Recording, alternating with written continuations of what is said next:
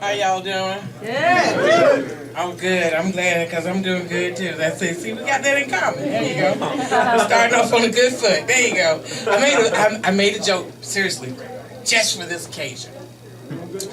Now, there was a farmer's wife who decided to go into town one day on a donkey with a baby, right? Now, y'all just get a visual of this, right? So the donkey looks up at the baby and says, well, you know what? Dude, seriously, it's hot, it's muggy out here, you know what I'm saying? You just keep slapping farts on me all day long. What's up? You know? And so the baby looks at the donkey up at the mom and says, you know what? I am sick and tired of this ass. He been talking shit all day. You know? so yeah, but I'm supposed to be technically unemployed at this particular time, and it's difficult, because as we know, when some of these applications take so long, you can have dinner, movie, and a date, just trying to get through. And then they wonder why unemployment is on the rise. It's on the rise because we can't get time. We're struggling here. But yeah, I have a lot of issues. I'm a little freaky. I got some issues. I have a problem with schizophrenics. Now, I don't know if it's just me, but a lot of times I walk past schizophrenics and I actually think they're talking to me. I walk past them and I'm like, okay, seriously? You talking to me? And when you think a schizophrenic is talking to you, you might be schizophrenic yourself. So you have to call yourself in check. Then I get paranoid. I walk into my house. I ask my children, I say, don't you smell something funny? And it smells like somebody else is living here. Maybe somebody else is in here. But you're freaky, and you have freaked out when the smell that you smell is you. Hello. That's when you gotta wake up call.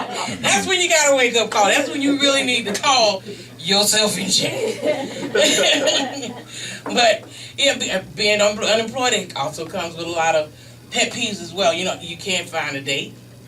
I haven't had a date in so long. My uterus is actually birthing tribes, and like tribes Israel in there. They got their own chief and everything.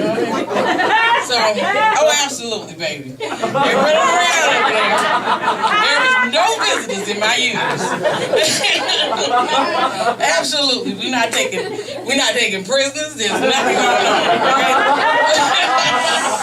It's just there's an empty little cave over there.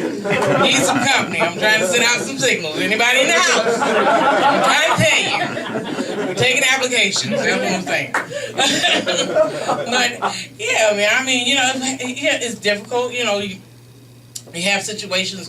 Parking is I can say parking. Everybody in this room needs to just have a personal side section for a parking space. I've seen people hold a parking space so hard, they go against every bodily function that they actually have.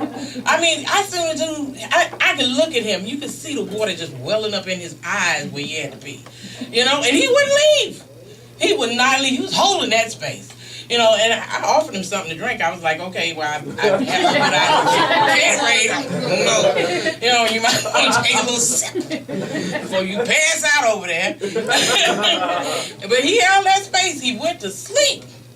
But he was holding it. So therefore, I say I give a personal love to him this evening. I think we need to all give that brother a standing ovation. Not a clap of the hands.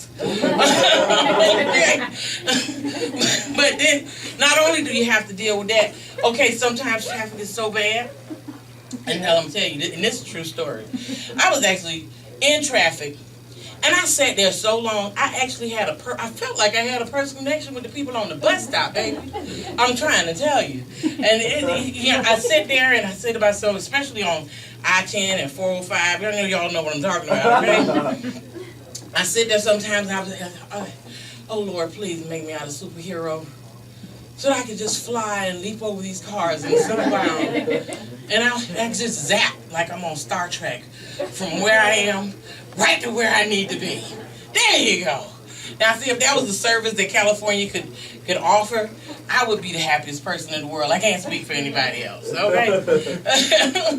However, definitely, I deal with a lot of issues as far as church and everything like that is concerned.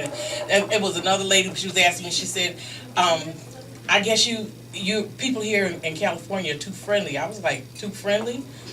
No. And she said, well, why don't you think we're too friendly? I was like, because nobody really ever talks to me. So I was like, that, and that way I feel like I'm at home, because in Florida they don't talk to you either.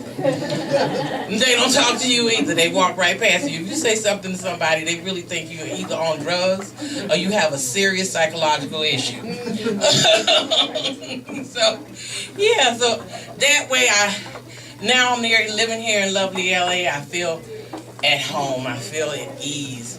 I feel, like I'm among a bunch of freaks like in Florida, you know what I'm saying? Which brings me to freaks. I want to go. There was a lady, we used to always think that she had issues. She would always come up with these poems that made absolutely no sense. And she would always come in at every recital my mom had. Now, her favorite poem was, I went to the streets and I went up the hill and I asked, is Jimmy here? I went around the vineyard and I went through the door and I asked, is Jimmy here? And I ask you tonight, who the hell is Jimmy? And why ain't he here? Good night.